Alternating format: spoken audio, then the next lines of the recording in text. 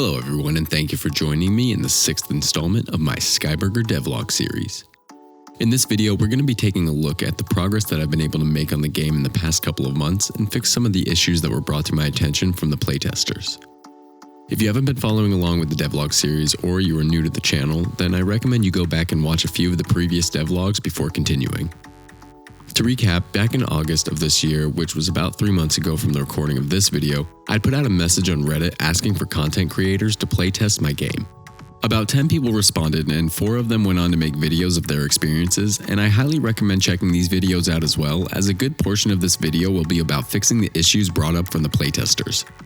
Then I made a video recapping these players' experiences and noting all of the good feedback that they had provided for me, and this video will mainly be about fixing those issues and adding in a few game mechanics as well. As always, please like and subscribe for future content, and be sure to check out the SkyBurger subreddit for all upcoming news and more. We make most of our announcements on the subreddit, so be sure to follow, and anyways guys, let's get right into it.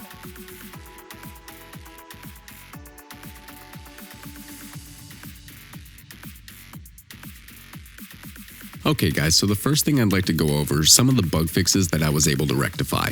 The first being a bug that would occur while serving a customer. In the game, there is a variable within the serving tray blueprint that checks to see if the serving tray is being held.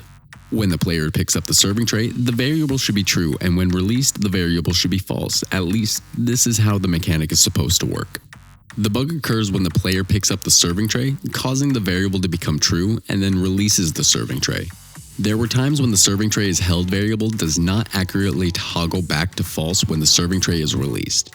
The bug is that the player had to be looking at the serving tray when releasing it to toggle this variable. If this variable is not reset, then the customer would not accept the order at the table due to the serving tray variable still being held. This bug was actually caused due to a piece of code triggering to clear the serving tray reference from the player character after the name variable is accessed. Removing this node seemed to have fixed this issue for now, and I haven't had this problem occur since removing this piece of code. More playtesting will be required to ensure that this has been resolved, but so far I'm confident that this little piece of code was causing the issue. Another main bug that I really wanted to fix was some issue where the orders widget would not reset the order for a table even after having served the customer at a specific table. If Table 1 wanted a hamburger and the player served that customer a hamburger, the game would register that the customer received their order and make the NPC walk away from the table, but the order would remain on the orders widget. When the player would take the order to the next customer and that customer moved to the table that the player had just served, it wouldn't reset the order to the actual order that the new customer needed.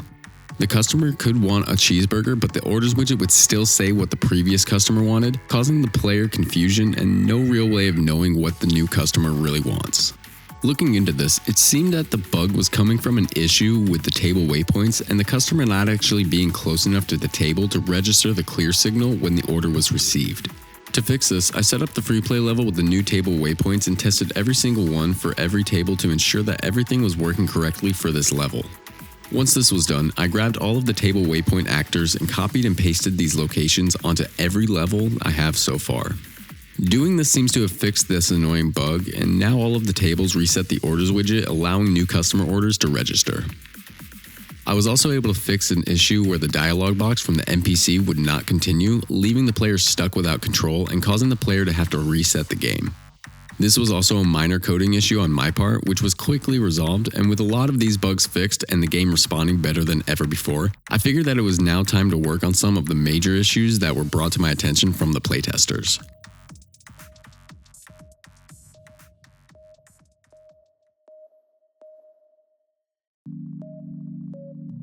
Now that the major bug issues were under control, it was time for me to begin working on one of the biggest requests to add into the game: skipping dialogue.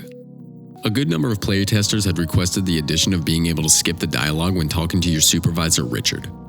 To begin, I headed over to Photoshop to begin working on the button that would allow the player to skip the dialogue. I have a button template that I use to make all of my buttons from, and I was able to make the button white so that I can use whatever color I need in Unreal Engine and make adjustments within the game engine without causing any weird discolorations. I simply add the text, outline the text layer, add a mask to the button layer, invert the mask, and then hide the text to reveal the cutout text. I then export this image out and bring it into the game engine for implementation. Now that I had the new button image, I opened up the dialog widget and copied the next button. This is where having the buttons colored white comes in handy. The buttons get their color from the game engine, so when I copied the next button, it retained all of the color information that I have for that button, which means that all I needed to do was to do a swap on the button images for the 3 states that the button could be in, rather than setting the button up from scratch. I positioned the button where I thought it looked decent and moved on to implementing the functionality of the button itself. I began by creating a Boolean variable naming it skipButtonClicked. I added a branch to check to see if this new variable was true or false once the dialog begins. If the variable is false, then the code would continue on as normal. If true, then all of the dialog would be skipped and the level would begin. All of the dialog triggers from custom events, depending on if the next or skip button is pressed, which meant that I would need to add this functionality to all of the dialog events, and also make sure that the next dialog was also queued and ready. This wasn't too bad, as all I had to do was copy the new skip code onto all of the dialog events and connect them to the existing code. Once this was accomplished, I implemented this functionality into the first level dialog as well. Speaking of the first level, I also got some requests to add a skip for the intro scene on level 1. Well, good news, I added it. Now the player can left click, right click, or press the enter key to skip the intro cutscene, and as an added bonus, it will also skip the beginning dialogue with Richard as well, starting the game immediately. With both functions implemented into the game, the player will have the ability to get through levels faster if going through another playthrough, or if the player doesn't really care much about the dialogue.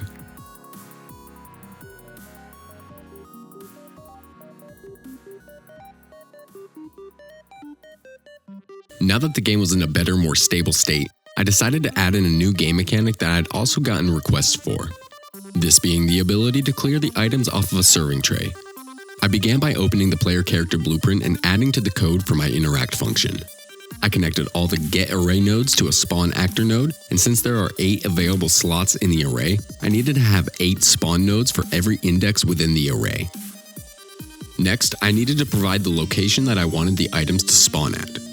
I used the serving tray's world location to get these values, and then offset the X value to have the item spawn off to the side of the serving tray so that the ingredients wouldn't just stick back to the tray. There was this pretty funny bug that occurred where the tray would run the code 5 times and spawn all ingredients 5 times as well, causing an explosion of ingredients.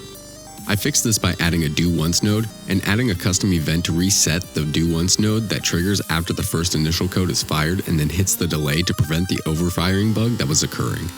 Next, I adjusted the spawn location to do something that made a little more sense. I added an offset for the Z location to have the items spawn a little bit higher than the serving tray's location to prevent any unwanted collisions. The last thing that I needed to do was make it so that the burger patty spawns as a cooked burger patty. At this point, the tray would destroy the items on the tray and respawn new items, but in doing so, spawns an uncooked burger patty as the cooked and uncooked patties were both the same blueprint. To get this working, I needed to add a branch to check each item within the sandwich array for a burger tag. If an item in the array has this tag, then the new spawn item will cast to the burger's blueprint and trigger a custom event that I had created called Fully Cooked Event. This event changes the cooked variable within the burger patty and also changes the color of the burger patty from pink to brown.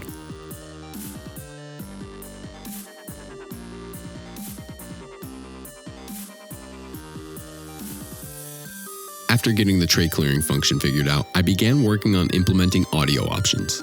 This was another request that I received from the playtesters, and the feedback that I got from this was that the sounds were decent, but it would be nice to have the ability to adjust the sound levels yourself.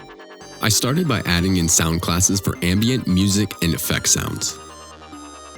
I then created a sound mix that would house my sound classes. I added the 3 sound classes to the mix and began assigning the appropriate classes to all of the sounds within the game so far. I created a button for audio options and added it into the options widget. I then created a new widget and added 3 sliders that would be used by the player to set audio levels and gave each slider its respective name. With the sliders visually set up, I now needed to add the functionality for the sliders to get them to actually adjust the audio levels within the game.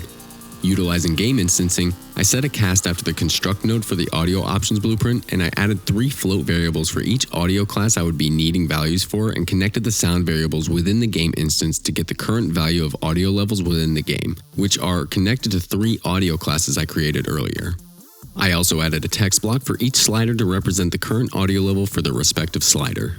I still needed to have the sliders values adjust the audio values, so I added value change events for the 3 sliders, and then these run into a mix class override and push the sound mix node. These are what actually sets the audio levels for the classes that we assigned into our mix earlier.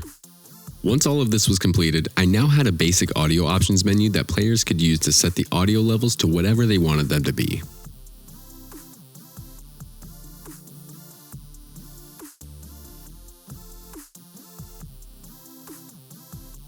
I know, the fire had some issues. One of the biggest and most embarrassing features that pretty much completely failed during playtesting was using the fire extinguisher to put out fires on the grill. Pretty much every playtester had issues with this mechanic, and I worked hard to think of and implement ways to improve this, and I think what I was able to come up with really improves this feature. The first thing that I did was rotate the fire extinguisher to face more towards the center of the screen when picked up by the player. I then adjusted the location that the particle effect starts from to spray more towards the center of the screen to give a better visual indication of what the spray is hitting.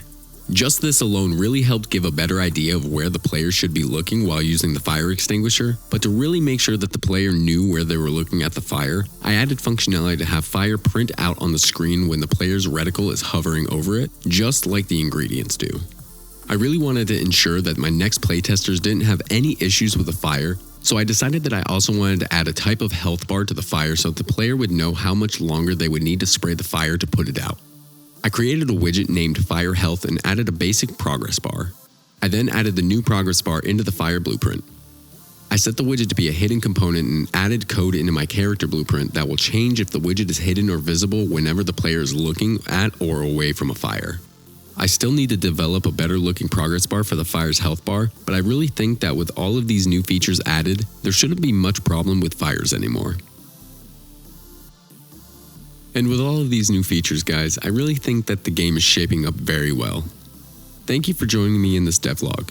If you've made it this far, be sure to like and subscribe for more SkyBurger content, and also check out the SkyBurger subreddit for all upcoming events and news, as well as some updates that I don't always share in these videos. I will be having another playtesting session coming up, hopefully sometime in late January or early February. There's more news to coming on that soon. Anyways, guys, thanks again for watching, and I hope to see you in the next devlog. Later.